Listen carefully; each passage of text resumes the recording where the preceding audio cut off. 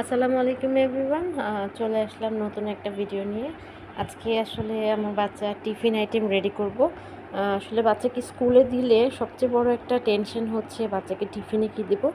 Cause এক জিনিস daily খাবেও না, আর হচ্ছে কিছু একটা রেডি না থাকলে তাহলে প্রতিদিন সকালে প্যারা নিতে হয় যে কী দিব কী দিব।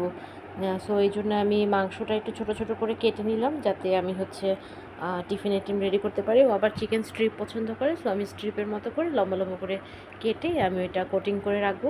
আর এগুলো আমাদের জন্য আমরা একটু ভেজে নিচ্ছি। দুপুরে আমরা পোলাও করেছি, সাথে চিকেন ফ্রাই আর একটু করলা ভাজি করব, কারণ আমার শ্বশুর হচ্ছে করলা ভাজি খাবে, ওনাদের ডায়াবেটিস তো। আর এই যে বাকি যে মাংস আছে যেগুলো হাড্ডি সহ, যেরকম পাখা, তারপর খাঁচা, এগুলো হচ্ছে আমি একটু ঝাল করে করে মেরিনেট করে রাখবো।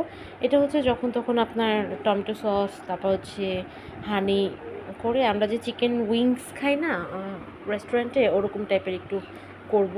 মানে এক এক সময় এক একটা। এই যে পোলাও হয়ে গেছে, যে এখন করলা ভাজিটা করে ফেলবো। এখন আমি এগুলো ডিফ্রোস্ট করব। ডিফ্রোস্ট হয়ে গেলে আমি আলাদা বক্সে করে তারপরে রেখে দিব।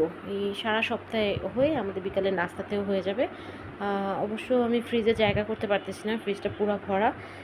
এই যে আমি মিট চিকেন নাগেট না, আসলে মিট দিয়ে, গরুর মাংস দিয়ে আমি চিকেন বলও, মিট বলও বানিয়ে রাখছিলাম, সেটা দেখালাম। আর এখন হয়ে গেল আপনার চিকেন স্ট্রিপ, আর সাথে হয়ে গেল চিকেন ফ্রাইয়ের জন্য মেরিনেট করে রাখা 3টা আইটেম হয়ে গেল। আর ফ্রেঞ্চ ফ্রাইও ভাপ দিয়ে রেখে দিব। সো এই তো হয়ে গেল। এখন বাচ্চাকে খাওয়াতে নিয়ে যাই ছোটোটাকে।